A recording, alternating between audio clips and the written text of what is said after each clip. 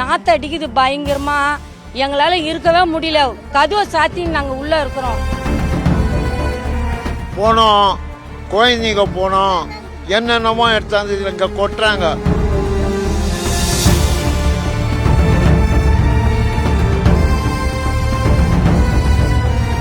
ஏன் எங்க வீட்டுக்காரங்க ஹார்ட் அட்டாக் வந்து இறந்துட்டாரு இந்த புகையினால. இதுக்கெல்லாம் யார்கிட்ட போய் சொல்றது எங்களுக்கு தெரியல, போறதுக்கும் வழி தெரியல எங்களுக்கு.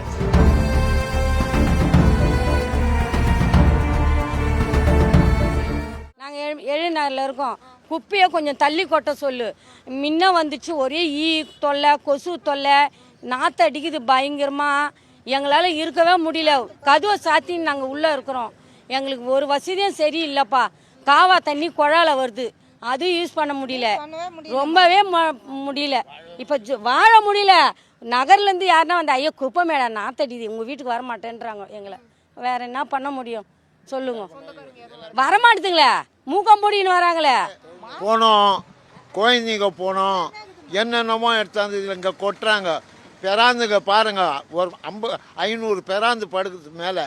அந்த பெராந்துங்க என்ன செய்யுது, ஒன்று ஒன்றா எடுத்துன்னு வந்து ஏரியாவில் போட்டுட்டு போயிடுது.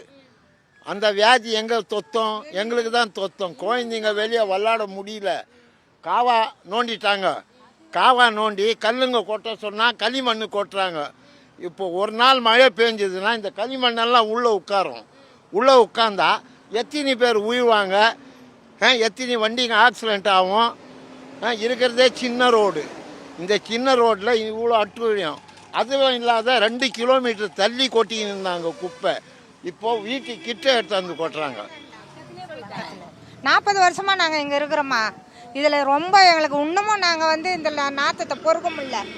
ஊர்லேருந்து விருந்தாளி வந்தால் வர முடியல. ரொம்ப கஷ்டமாக இருக்குது. இதனாலேயே எங்களுக்கு வந்து சில பேருக்கு ஹார்ட் அட்டாக் வந்துருக்குது. ஏன் எங்கள் வீட்டுக்காரங்க ஹார்ட் அட்டாக் வந்து இறந்துட்டாரு இந்த புகையினால. அதனால எங்களுக்கும் இப்படி தான் நோய். ஒரு நேரம் போல் மாத்திரை தான் சாப்பிட்டு கிடக்குறோம். இதுக்கு ஒரு நல்ல வழி பண்ணிங்கன்னா நல்லா இருக்கும். இது வந்து இப்போ ஒரு ஆமாம் ஜாஸ்தி இருக்கும். 2 வருஷம் இருக்கும். 2 வருஷம் இருக்குமா கிட்ட கொட்டுறது.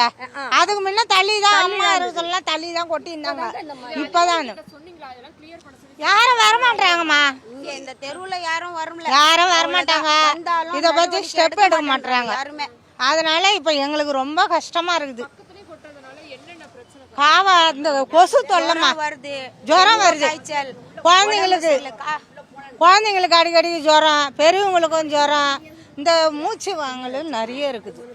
இந்த இதனால நம்மளுக்கு நிறைய இருக்குது. இந்த மெல் வருது இல்லடா, நிறைய இருக்குது. அதில் மூச்சு வாங்கல் இருக்குது. இதெல்லாம் கொஞ்சம் பார்த்து நீங்கள் செய்தீங்கன்னா நல்லா இருக்கும்.